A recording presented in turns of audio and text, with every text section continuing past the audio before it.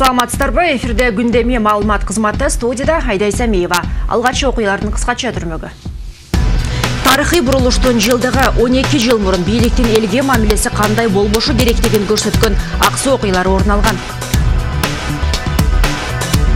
Акча алмаштыруучу жеке жайларда алып салып, валюта базарында тартип орнотто. Өкмөт акча алмаштыруу функциясын коммерциялык банктарга берүү ниетинде.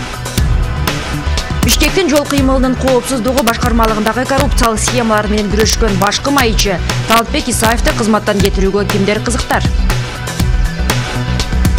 Өлкөнүн башкы мемориалдык объектилеринин бири кимге караары белгисиз. Жеңиш аянтындагы түбөлүк оттон тийиштүү түзүмдөрдүн баары катышууда.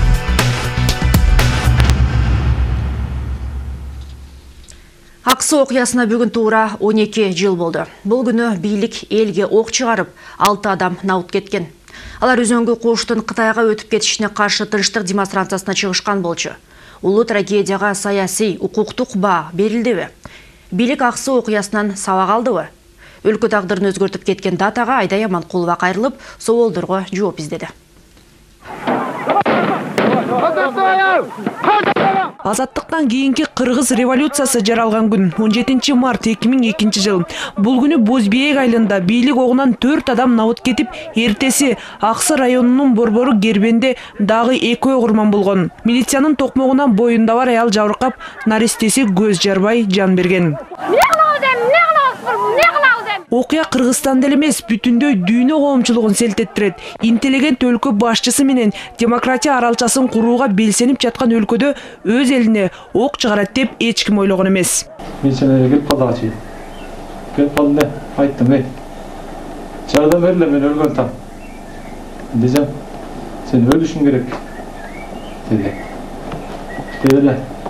Көзүмөн жаш деген башын жерге салып жатып алып.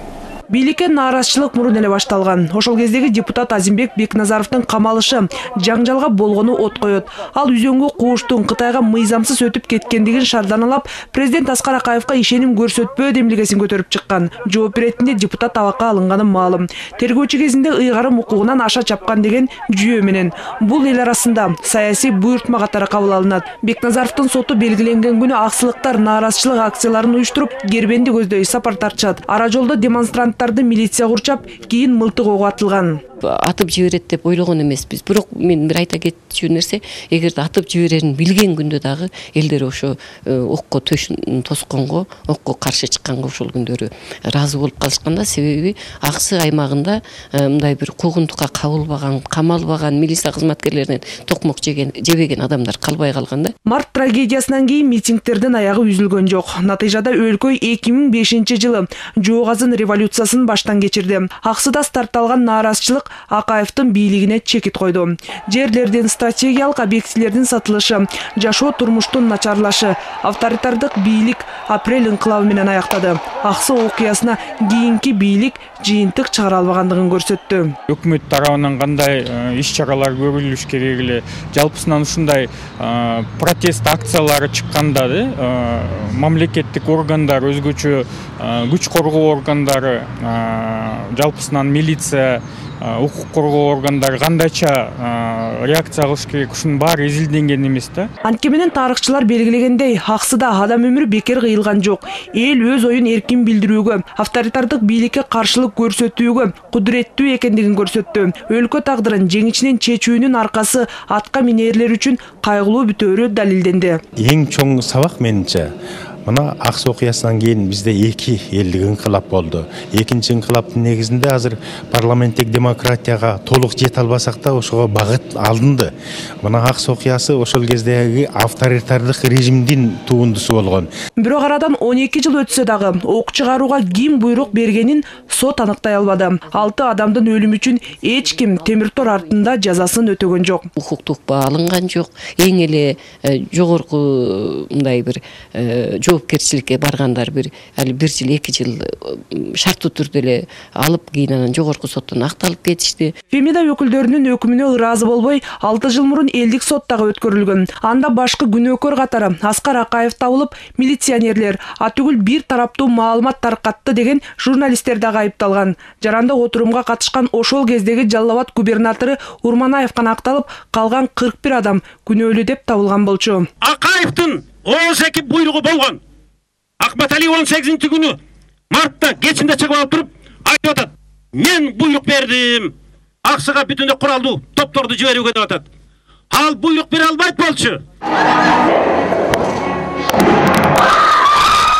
Укуктук жактан акыйкаттык өкүм сүрбөсө дагы маданият чөйрөсүндөгүлөр аксы окуясына өз баасын берүүгө үлгүрүштү. Спектакльдер коюлуп, бир нече эскермелер жарык көрдү. Улуу трагедия баяны жакында чыгарыла турган кыргыз тарыхынын 7-томдугуна киргизилгени турат. Кийинки муунга, бийликке сабак болсун деп. Айда Яманкулова, Иван Чижиков, 5-канал.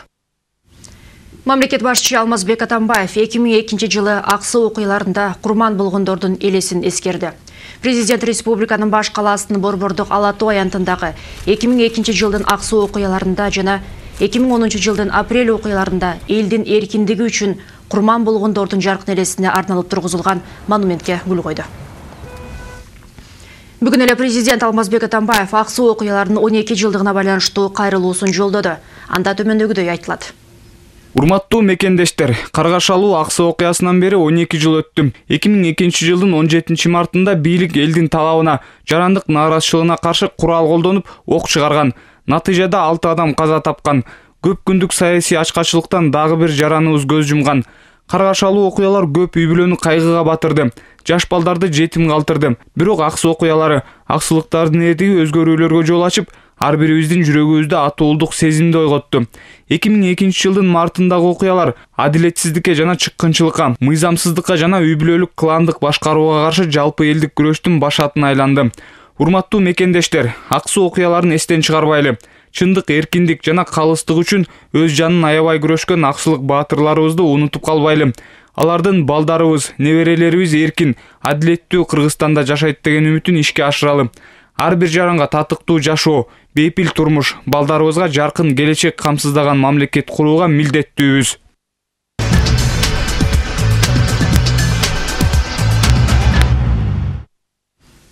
Малайзия жоголгон учагы боюнча Кыргызстанга да кайрылды. Малайзия өкмөт башчысы Наджиб Разак бүгүн Кыргыз президенти Алмазбек Атамбаев менен телефондон байланышып, жоголгон учакты издөөгө көмөктөшүүнү суранды. Бул тууралуу президенттин басма сөз кызматынан билдиришти. Малайзия премьер-министринин айтымында Boeing 777 учагы Кыргызстандын аба мейкиндиги аркылуу өткөн болушу ыктымал. Алмазбек Атамбаев Малайзия өкмөтүнүн суранычын орундатууга убада берди. Унаа жана байланыш министрлиги менен коргоо министрлиги издөө иштерине көмөктөшмөкчү. Жоголуп кеткен учак Кыргыз-Кытай чек арасында болушу ыктымалдыгын Малайзиянын өкүлдөрү BBC агенттигине 15 мартта берген интервьюсунда билдиришкен. Бирок бул акыркы бужомол эмес. Эске салсам, бортунда 227 жүргүнчүсү жана экипаждын 12 мүчөсү бар авиалайнер Куала-Лумпурдан Пекинге учуп бара жаткан. 7 марттан 8 мартка караган түнү борт радарлардын экранынан жок болуп кеткен. Учактын кайда экени ушул кезге чейин белгисиз. Лайнерди же болбосо анын калдыктарын издөө 10 күндөн бери жүрүүдө. Алар ондогон мамлекеттердин авиация жана флоттору катышууда, бирок жыйынтык жок. Бул Боингдин тегерегиндеги окуя жарандык авиациянын тарыхындагы эң сырдуу окуя болду. Крым жарым аралы Украинанын курамындагы автономиялуу областтан Орусиянын курамындагы суверендүү республикага айланды. Өткөрүлгөн референдумга жалпысынан жарым аралдын калкынын 80% катышып, алардын 97% ушундай чечим кабыл алышты. Муну менен катар расмий Киев референдумду легитимсиз деп баалап, Крым парламентин таратуу чечимин чыгарса, жергиликтүү эл өкүлдөрү орус рублин бирдиктүү валюта катары кабыл алып, Москва убактысына өтүүгө камынышууда. Кененирээк Айтурган Сатиева айтып берет.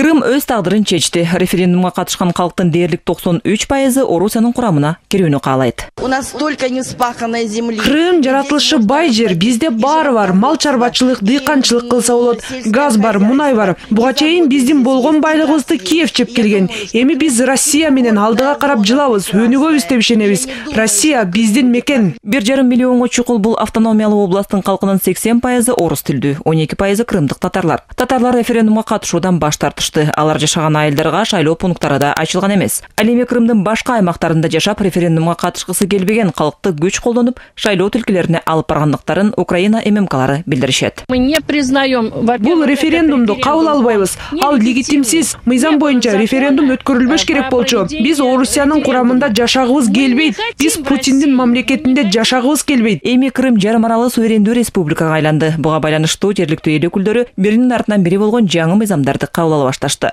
Жаңы мыйзамдар боюнча Крым республикасынын бирдиктүү валютасы орус рубли болот. 2016 жылга чейин Украин гривени деле ушул макамда. Ошондой эле жарым арал айдын соңунда Москва убактысына өтөт. Мы идем домой!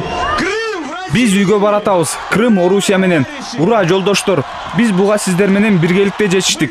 Сиздердин эрктүүлүгүңүздөр, сиздердин колдооңуздар Орусиянын колдоосу менен келдик. Бул силердин жеңиш. Аны силерден эми эч ким тартып албайт. Биз силер менен Орусияга баратабыз. Баарыңыздарды куттуктайм. Өз үйүбүзгө кайттык деген крымдыктарды Россия калкы анчейин деле кубаныч менен тосуп албачтай. Анткени Крым Россиянын курамына кирсе, өлкө бюджетинен жылына 4-5 миллиард доллар бөлүп турууга туура келет. Бул сумма Орусия казынасына оңойго турбайт дешет серепчилер. Референдумдун жыйынтыгын АКШ жана Европа мамлекеттери эле эмес, Япония, Грузия, Улуу Британияда легитимсиз деп билдиришти. Кытай мамлекети азырынча өз көз карашын ачыктай элек. Крымды колдоп аткан Москваны эл аралык серепчилер Вашингтон курал көтөрүп согуш ачпаганы менен Россиянын капчыгына бир топ сокку урарын божомолдошууда. Буга байланыштуу орус рублинин наркы кескин төмөндөп, жаркын келечек күткөн Крым өкүнүп калышы толук мүмкүн дешет. Айтурган Сатиева, Азамат Именкожоев, 5-канал.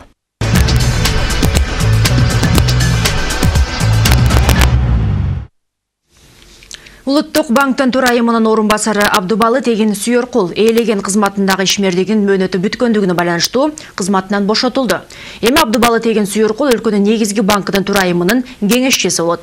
Эске салсам, Улуттук банктын башкармалыгынын мүчөлөрү президент тарабынан Улуттук банктын төрагасынын сунуштамасы менен 7 жылга дайындалат. Жеке акча алмаштыруу жайлардын ээлери кооптонууда. Көчү акча алмаштыруу жайлардын жабылуусу доллардын курсун жогорулатышы мүмкүн. Эске салсам, өткөн аптада Кыргызстандын банктар бирикмесинин башчысы чет өлкөлүк валютаны сатуу укугун банктарга өткөзүп берүүнү суранган. Айтылган божомолдор канчалык деңгээлде туура, Жибек Бегалиева изилдеп көрдү. Жеке акча алмаштыруу жайларды жабуу демилгеси Кыргызстандын банктар бирикмесине таандык. Маселени ири каржы уюмдар көптөн бери көздөп келишет. Бул ирет сунуш расмий түрдө өкмөт башчы менен жолугушууда айтылды. Банкирлердин пикиринде февраль айындагы доллардын өсүшүнүн себептеринин бири көчөдөгү акча алмаштыруу жайлардын алдын ала сүйлөшүп алгандыгы. Кирешени ойлогон соодагерлер айрым учурларда мыйзамдын чегинен чыгып кетишет дейт Улуттук банкта. На самом деле акча алмаштырган жерлерде эки бухгалтерия алып барышат. Биринчиси чынында түшкөн акча жазылса, аны кара бухгалтерия деп коюшат. Экинчисинде маалымат текшерүүчү органдар үчүн расмий түрдө берилген цифралар чыныгы кирешенин 1-ден 10-ундагы түзбөйт. Моссовет өлкөнүн расмий эмес валюта базары. Шаардын борборунда жайгашкан акча алмаштыруу жайлардын ээлери мындай чараны колдошпойт. Жеке акча алмаштыруу дүкөндөр жабылса, банктар биригип монополистке айланышат дешет. Биринчиден элге зыян болот. Банктар өзүнүн каалаган курстарын коет. Элдер кайра эле ошол кымбат баада өздөрүнүн валюталарын алышат. Биринчиден ошол да. Чет өлкөлүк валютаны сатуу укугуна коммерциялык банктар гана ээ болгон учурда жөнөкөй жарандар үчүн бир топ ыңгайсыздыктар түзүлүшү ыктымал. Нацбанк эме коюп койду, ылдый саткан ылдый курсту коюп койду. Мисалы үчүн алар макул даже 54-50 койсун, 54 ровно койсун, 54 ровно койгон күндө эле бир адамга максимум $1000 сатышат.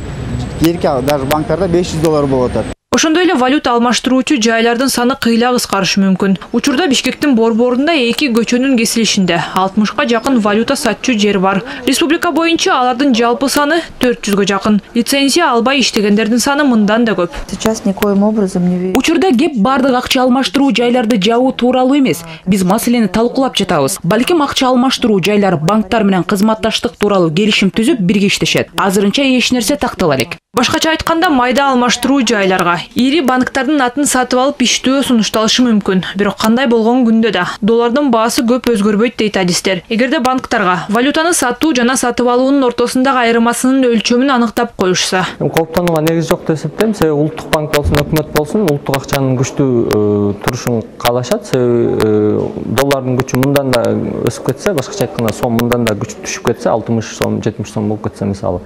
Бул өлкөдө инфляциянын күчөтөт. Ал болсо бизге азыр кааланбаган нерсе. Негизи экономикасы күчтүү өлкөлөр улуттук акчасын алсыз болушун каалашат. Себеби экспортко шарт түзөт дешет. А бизде андай экспортко чыга турган жакшы өндүрүшүбүз жок болгон үчүн азыр негизи биз үчүн акчабыздын күчтүү болуп турганы жакшы. Банкирлердин айтымында мындай чара алдамчылыкка бөгөт коюу үчүн колдонууда. Бирок чет өлкөлүк тажрыйбаны алсак, демилге ийгиликке алып келбечүдөй.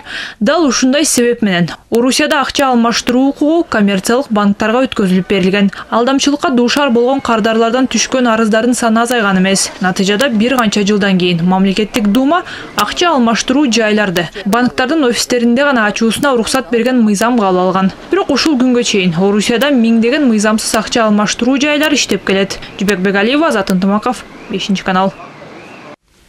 Салык декларациясын тапшыруу мөөнөтү аяктоодо. Мамлекеттик кызматкерлер 2013 жылдын жыйынтыгы боюнча бирдиктүү салык декларациясын 1 апрелге чейин тапшырып бүтүшү керек. Бул тууралуу бүгүн мамлекеттик салык кызматы эскертти. Алдыдагы 2 жума аралыгында декларацияны мамлекеттик кызматкерлерден тышкары жеке ишкерлер, патенти негизинде салык төлөп жүргөндөр, менчигинде машина, үй жана жери барлар, дыйкан жана фермердик чарба жетекчилери тапшырууга милдеттүү. Декларацияны өз убагында тапшырбагандарга 2000 сом өлчөмүндө айып салынат. Мүлкү тууралуу маалымат берүүнүн биринчи этабы март айынын башында аяктаган. Анда саясий, мамлекеттик жана административдик кызматтарды ээлегендердин 98% өз мүлкү тууралуу декларация тапшырган.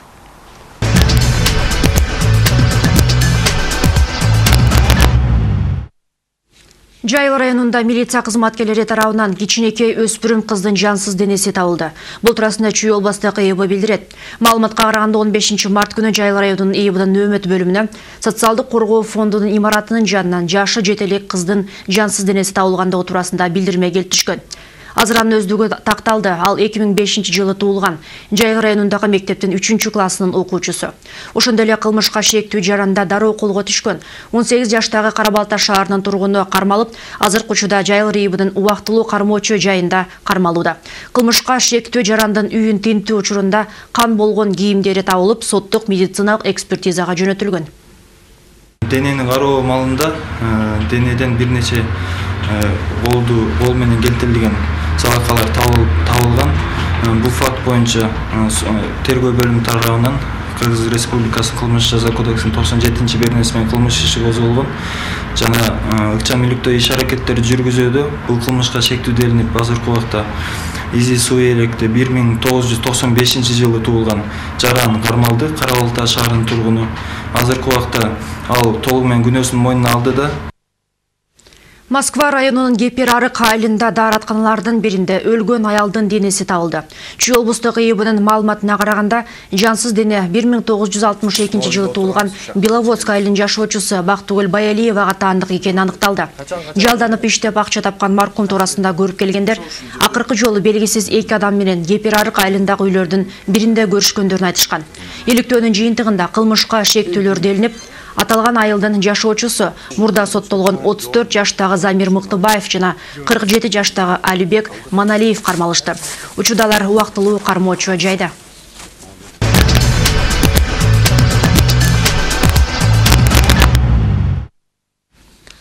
Жогорку милициялык кызматтагы чиновниктердин тобу жол кайгоол кызматынын башчысы Талант Исаевди кызматтан кетирүүгө аракет кылышууда. Бул туурасында айрым маалымат каражаттар жазып чыгышты. Жол кайгоол кызматынын башчысы мындай куугунтукка: таза иштеп, системадагы паракорчулукка каршы турган үчүн кабылуудабы. Теманы кабарчыбыз Самат Асипов улантат. Маалымат каражаттарында Талант Исаевдин отставкасы жөнүндө имиштер күн өткөн сайын күч алууда. Ал өткөн жайда майы кызматкерлерин аттестациядан өткөрүүгө байланыштуу. Мындай аракетти жогорку милициялык кызматтагы чиновниктердин тобу көрүп баштаганы интернет баракчаларында ачык аралап жүрөт. Буга байланыштуу Талант Исаев кыска мөөнөткө дарыланууга чыгып кеткенин да жоромолдоп жиберишкен. Эмгек кодексине ылайык дарылануудагы адамды кызматынан бошотууга тыюу салынат. Исаев стал фигурой, которая... Генерал Исаев көп адамдар үчүн ыңгайсыз фигура болуп калды. Анткени ал бул системадагы орууну таап чыгып жаткан. Кайсы бир нерселерди өзгөртөлү, реформа жасайлы деген демилгелер менен улам-улам чыгууда. Бирок өзгөрүү эч кимге кереги жок экен. Бардыгы жылуу орундарында отурушат, параны болсо алып жатышат. Анан Исаевдин бул жерге эмне кереги бар? Эгер реформалар ишке ашып кетсе, анда кызматкерлерге чындап эле иштөөгө туура келет. Андыктан Исаевга кошуп аттестациялык комиссиянын бардык мүчөлөрүн жаманатты кылып башташты. Сынак комиссиясы 15 адамдан түзүлүп, ага жарандык коомдун өкүлдөрү, майы кызматынын жетекчилиги жана башка көз карандысыз уюмдардан мүчө болушкан. Тандоодон соңку жыйынтык жол кайгыл кызматынын 35%дан ашык кызматкерлери жол эрежелерин билбестиги айгине болот. Конкурстан өтпөй калгандар ошол учурдан тарта эле сотко арыз менен кайрылып, депутаттарга, ошондой эле өкмөт мүчөлөрүнө даттануулар башталган. Мен алардын үстүндө канчалык чоң адамдар турганын айта албайм. Бирок сынактан өтпөй калган кызматкерлер министрликке гана эмес, жогорку кеңешке, өкмөттүн аппаратына арызданып барып жатышты. Муну дагы биз адамдык фактор деп койсок болот. Анткени ар кимдин өйдө жакта туугандары, достору же жакын мамилелештери бар. Сынактын жүрүшү болсо ачык өткөн. Жарандык коомдун өкүлдөрүнөн тартып, маалымат каражаттарынын өкүлдөрүнүн баардыгы көз салып турушкан. Видеодо сынак тапшырган кызматкерлердин деңгээли ачык эле көрүнүп турат. Комиссия мүчөлөрү тарабынан берилген жөнөкөй суроолорго жөндөп жооп бере алышкан эмес. Өзбекстанын президенти ким? Өзбек Аджы Каримов. Сынакта айрым кызматкерлер өздөрүнүн кызматына тааныштары аркылуу келгендерин да жашырышкан эмес. Ал эми аттестацияда 200гө чукул талапкерлер өтпөй калышкан. Андыктан Исаевдин тааныш билиш, ээлеген кызматына карабай мыйзам бузгандарды ачык жарыялоо жана системада реформа жасоо аракеттери жогорудагыларга жакпай калган шекилдүү. Мындан сырткары бүгүн жол кайгыл кызматкерлери жол эрежелерин бузгандарды анын кызматына карабай жоопкерчиликке тартып жатышат. Мына ушундан уламда мен өзүмдүн депутат кесиптештеримен көп нааразычылыктарды уккам. Алар майы кызматкерлери жол эрежесин бузгандыгы үчүн токтотуп жатышканын айтышкан. Бул да болсо менин байкемде кызматтан алууга болгон аракеттердин бири болсо керек деп ойлойм.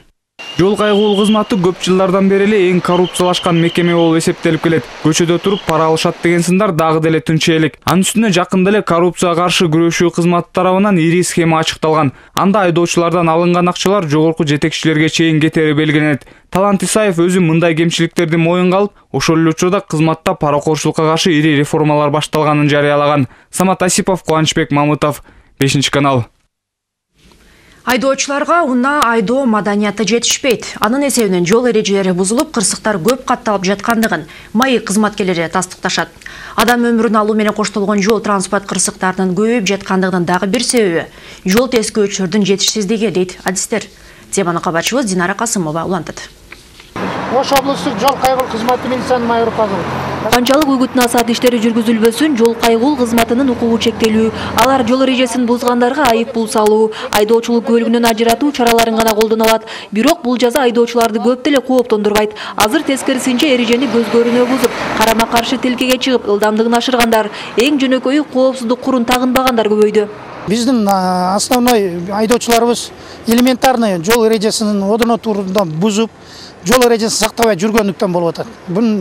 Мунун кесепетинен жол транспорт кырсыктары болуп атат да. Бул элементарный дегенин биринчиси карама каршы тилкелерге айдоочулар чыгып атат. Ылдамдыкты айылдык жерлерде ашырып жатат. Ролдо спирттик ичимдиктерин ичип жүрүшөт. Тартип бузуулар жаланган инспекторлордун иштебегендигинен эмес, айдоочулардын оройлугунан, айрым учурда жөө жүргүнчүлөрдүн жол эрежесин билбегендигинен болуп жаткандыгын жол кайгыл кызматкерлери белгилешет. Өзгөчө эреже бузуу жаштар арасында көп катталып жаткандыгы өкүнүчтүү. Тажрыйбалуу айдоочулардын пикиринде көпчүлүк учурда жол эрежесин жаш балдар бузат. Ага негиздүү себеп бар. Мурункудай айдоочулукту атайлап окугандар жок. Кыска мөөнөттө айдоочулук күбөлүк даярдоо жагы мыкты өздөштүрүлгөн. Пулга сатылбай чындыкка иштешибиз керек. Сол пулга сатып аткан правания, пулга сатпай ошо балдардын илимине, ошолорго карап берсе, ошол билимине карап, анан кийин ошондо биздин тартибибиз оңолот. Кыргызстан дагы ошондон болот. Пулга сатыла берген болсок, мунаны пул алып жашай берген болсок, биз Кыргызстан кантип оңойбуз? Биздин жаштарыбызды чоң өзүбүз үгүттөп, өзүбүз тарбиялап атабыз азыр. Туура? Бул жолдо жүрүш эле эмес, башка иштерди дагы жаштарыбыз өзүбүз булгап атабыз. Ал эми бул чоң кырсыкка кабылып токтотуучу жайга алынып келинген унаалар көпчүлүгү талкаланып жараксыз абалга кептелген. Кабышып майтарылган унаалардын ичиндеги ичимдик сыралардын бош бөтөлкөлөрү айдоочу мас абалында болгондугун көрсөтүп турат. Жол эрежесине маани бербеген айдоочулардын айынан Ош облусунун аймагында акыркы 2 ай аралыгында эле жол кырсыгынан 20 адам көз жумуп, 200 адам денесинен ар кандай жаракаттарды алышкан. Ролдо спирттик ичимдиктерди ичип жүрүшүп, ашын кесепетинен, ошолордун кесепетинен жол транспорт кырсыктары болуп жатат. Түн түнкү мезгилде айдоочуларыбыз дем албастан жүрүшүп жатат. Ошонун кесепетинен болуп атат. Мына 10 саат, 15 сааттап дем албастан автоунан айдап башкарып келип жаткандан чарчагандан авария болуп жатат. Жол кырсыктарынын көбөйүшүнүн дагы бир себеби инспекторлордун жетишпестиги. Облустук жол тескөөчүлөрдүн штаттык бирдиги мындан 20 жыл мурунку 7,5 миң автоунаага ылайыкталып түзүлгөн боюнча көбөйө элек. Жылдан жылга унаалардын саны өскөнү менен май кызматкерлердин саны өзгөрүлгөн жок. Суроо болушу мүмкүн. Эгерде ошол ар бир метрге эле май кызматкерлерин коюп койсок, бул жол кырсыгы болбой калабы депчи. Биз акыркы кезде бир анализ жүргүзүп көрдүк. Ошол жол кырсыгы болгон жерлерге май кызматкерлеринин койгонубузда 15-20% жол кырсыгы кыскаргандыгы байкалды да. Негизинен ошо кызматкерлердин санына дагы өтө чоң таасир берет. Бул кырдаалды тезинен жөнгө салуу керектигин жол тескөөчүлөр эле эмес, айдоочулар да айтып келет. Анткени жол боюна коюлган кайгыл күзөт кызматкерлеринин көзөмөлү жүздөгөн өмүрлөрдү сактап калары талашсыз. Динара Касымова, Талай Шабанов, 5-канал.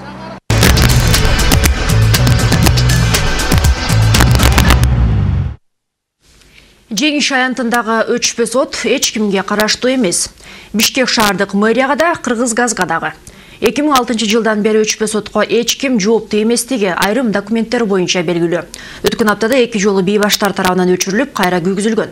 Эгер узак убакка күйгүзүлбөй калса, жарылуу чыгып кетүү коркунучу бар. Ансызда мындай өчүрүп кетүүлөр көп болот. Теманы Самат Качкынов улантат.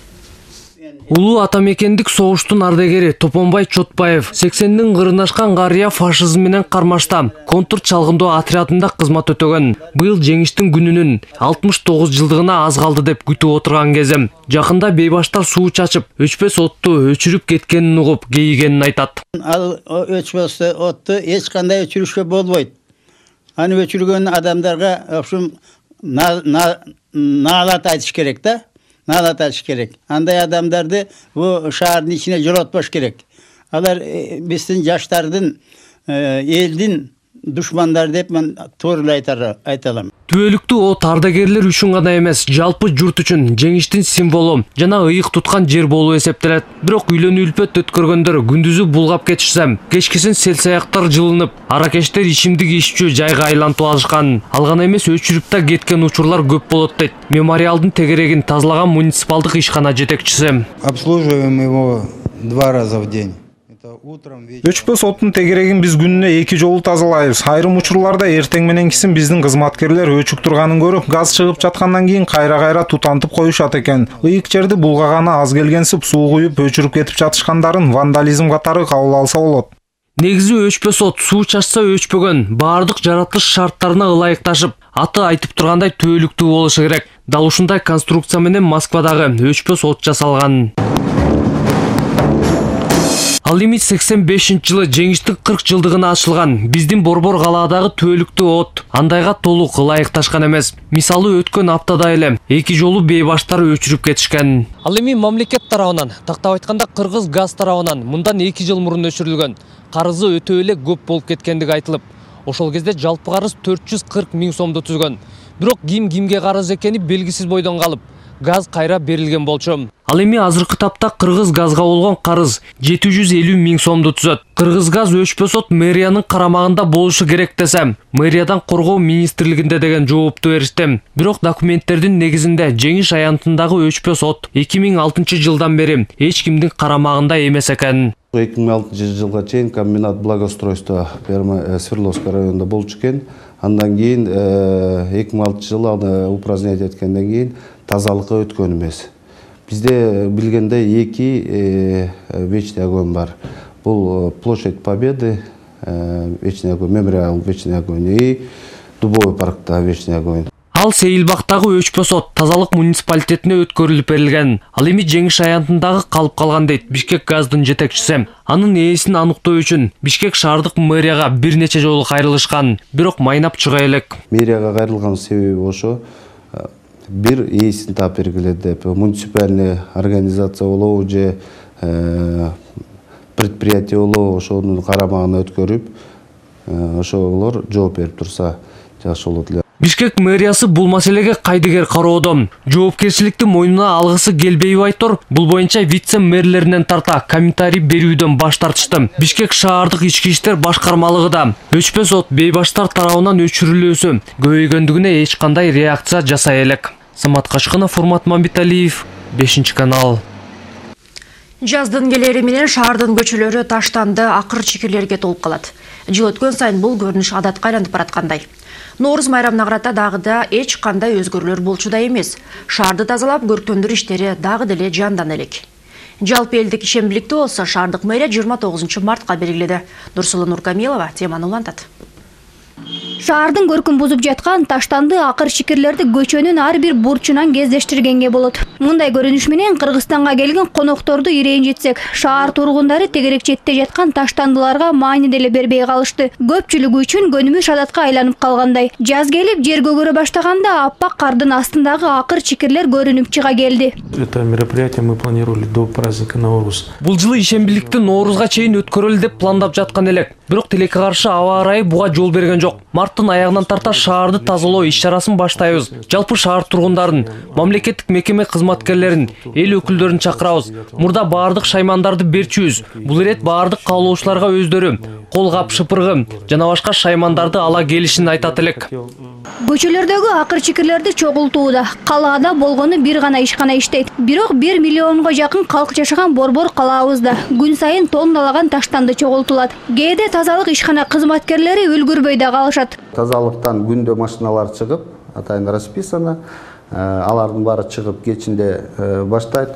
Кечинде баштайт, ушу таң атканча иштейт. Но кээ бир учурларда, көп учурда күндүз деле көрүп атпайбызбы. Азыр өзүңүздөр билесиздер, шаар өтө баягы эсептелинген количестводагы эл эмес, андан 2 эсе эл жашап атат да. Бүгүнкү күндө айтып келебиз, мына 1,5 миллион калк жашап атат.